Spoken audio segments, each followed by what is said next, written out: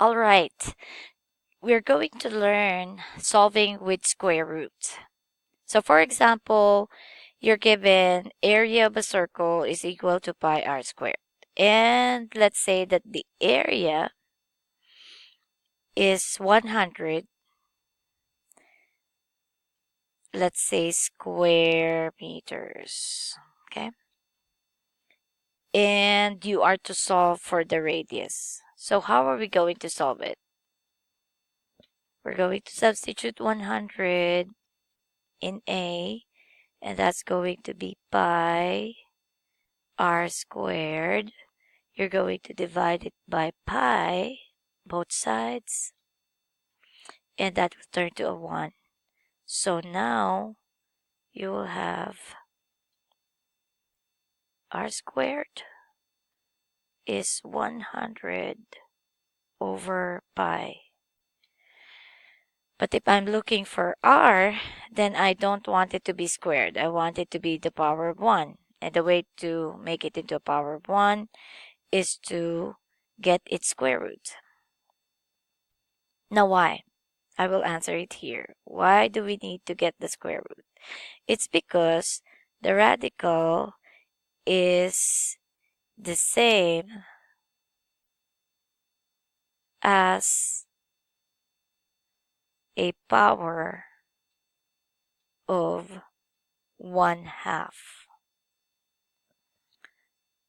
So therefore, if a 2 is multiplied, if you have an r squared and I multiply this by 1/2, that means that your r now will just be a power of 1 because 2 times 1 is 2.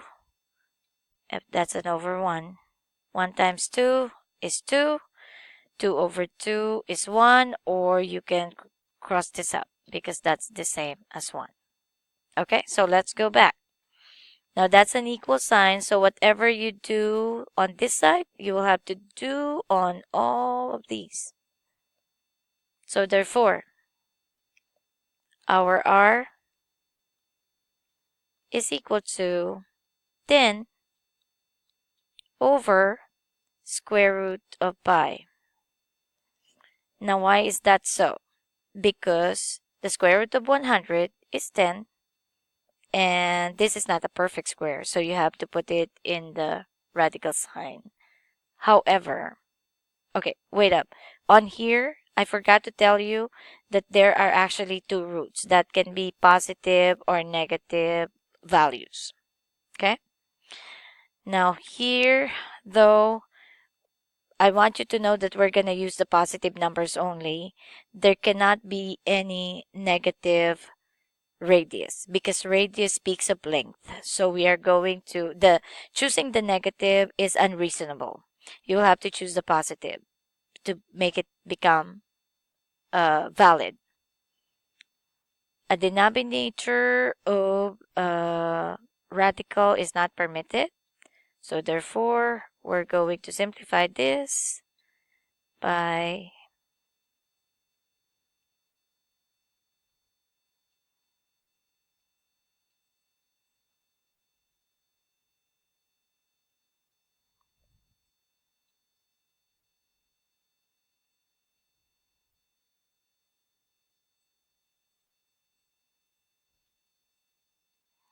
and that just turns into a pi.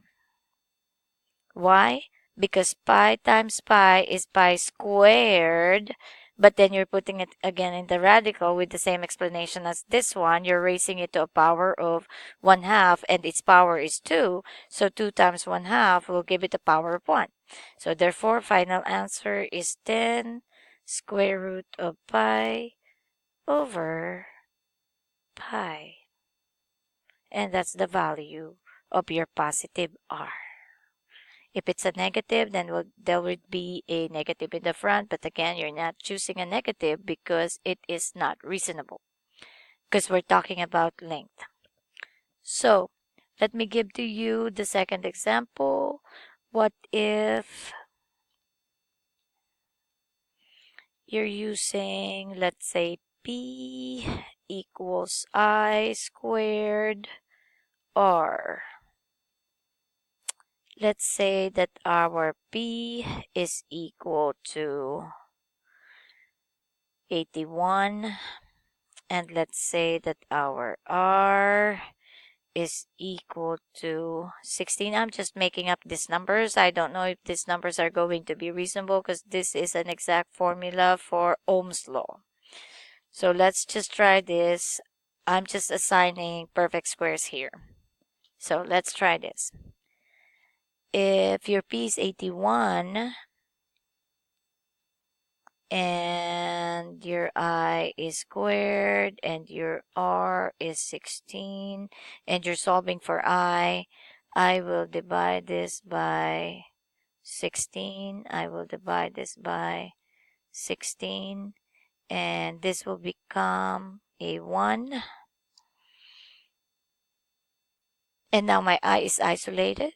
So I will now have 81 over 16 equals I squared.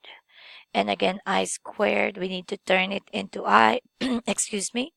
So that's square root, which is raising to a power of 1/2. Whatever I do here, I do on the other side, which means this will become I square root of 81 over square root of 16. Your final answer is I equals 9 out of 4.